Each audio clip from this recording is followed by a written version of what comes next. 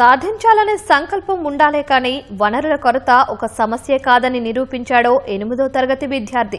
ఇతరులు వ్యర్థాలుగా భావించిన వస్తువులనే సరికొత్త ఆలోచనకు ముడిసరుకుగా మార్చుకున్నాడు.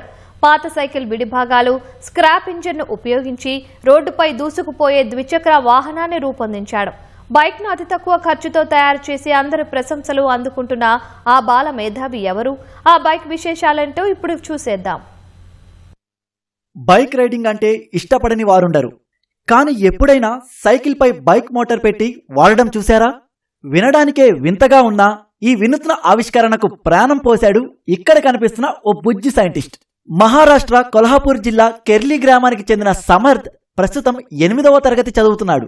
సమర్థ్కు చిన్నప్పటి నుంచే కొత్త విషయాలను అన్వేషించడంపై మక్కువ ఎక్కువ. వస్తువులను విడదీసి సరికొత్తగా రూపొందించాలనే ఆ బాలమేధావి తపనకు తండ్రి ప్రోత్సాహం కూడా తోడైంది. ఇంట్లోనే ఒక చిన్న గ్యారేజీని ఏర్పాటు చేసుకున్న సమర్థ్ తాజాగా ఈ వినూత్న వాహనాన్ని సృష్టించాడు. పనికిరావు అనుకున్న వస్తువులతోనే ఆకర్షణీయమైన మోటార్ సైకిల్ ని సృష్టించి అందరినీ ఆశ్చర్యపరుస్తున్నాడు ఈ బుజ్జి సైంటిస్ట్.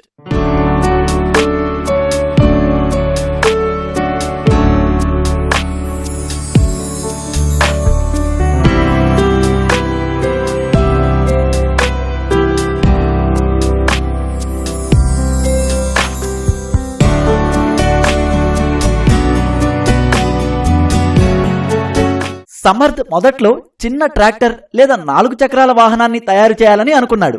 అందుకు ప్రయత్నాలు కూడా చేశాడు. కానీ చివరికి తన ఆలోచన ద్విచక్ర వాహనం వైపు మళ్లింది. సమర్థ్ తయారు చేసిన ఈ సైకిల్ బైక్ ఇప్పుడు సోషల్ మీడియాలో చక్కర్లు కొడుతోంది.